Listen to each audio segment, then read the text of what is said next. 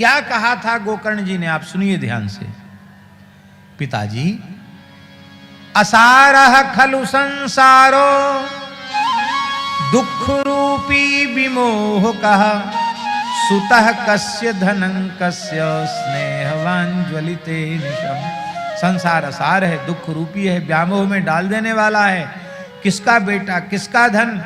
स्नेहवान ही अहर्निश जलता रहता है, आसक्ति वाला व्यक्ति जलता रहता है।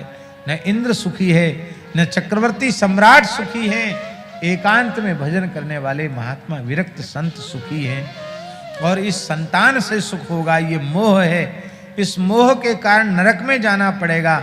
इसलिए संसार के प्रति मोह ममता का त्याग करके सर्वम त्यक्त्वा वनम ब्रज, सब कुछ त्याग कर वन में चले जाओ। अब प्रश्न है कि वन में जाकर क्या करो?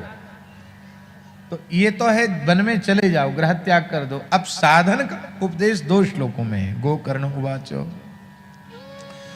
देहे स्थिमांस रुधिरे भिमतिम त्यजत्वम, जाया सुतादिषु सदा ममतां विमुञ्च, पश्यानिशं जगदिदं क्षणभङ्गुनिष्ठं, वैराग्य राग रसिको भव भक्तिनिष्ठः, धर्मं भजस्व सततं त्यज लोक धर्मान्, सेवस्व साधु पुरुषान् जहि काम तृष्णाम्, अन्यस्य दोष गुण चिंतनमासु मुक्त्वा, सेवा कथा रसमहो नितरां पिबत्वम्। देह को आत्मा मानना ही सबसे बड़ा अज्ञान है। मैं देह हूं यह मानना यही अज्ञान है, इसका त्याग कर दो। जब तुम शरीर नहीं हो तो शरीर से संबद्ध संसार तुम्हारा कैसे हो सकता है? शरीर से संबद्ध स्त्री पुत्र आदि, जाया सुतादि सुसदा ममताम विमुंच, स्त्री पुत्र आदि में होने वाली ममता का त्याग कर दो। कहते भाई ममता तो छूटती नहीं। क्यों नहीं छूटती? बोले क्योंकि हम संसार को अविनाशी मान के बैठे हैं। बस्यानिशम जगदिदम क्षणभंगुनिष्ठम, यह जगत क्षणभंगुनिष्ठ है, इस रूप में क्षणभंगुर है, नाशवान है। संसार की प्रत्येक वस्तु नष्ट हो जाने वाली है। इस रूप में जब आप संसार के पदार्थों का दर्शन करेंगे तो उनके प्रति आपका आकर्षण नहीं रह जाएगा। एक बात बताओ, मुर्दे के प्रति किसी का आकर्षण होता है क्या? जीवित के प्रति सबका आकर्षण होता, मुर्दे के प्रति किसी का आकर्षण नहीं होता।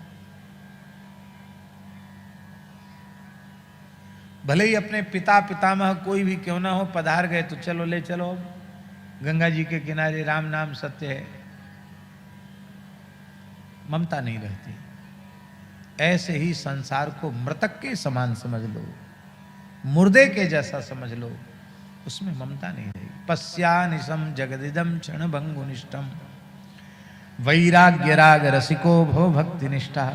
वैराग्य राग के रसिक हो जाओ, भक्तिनिष्ठ वैराग्य राग रसिक हो जाओ।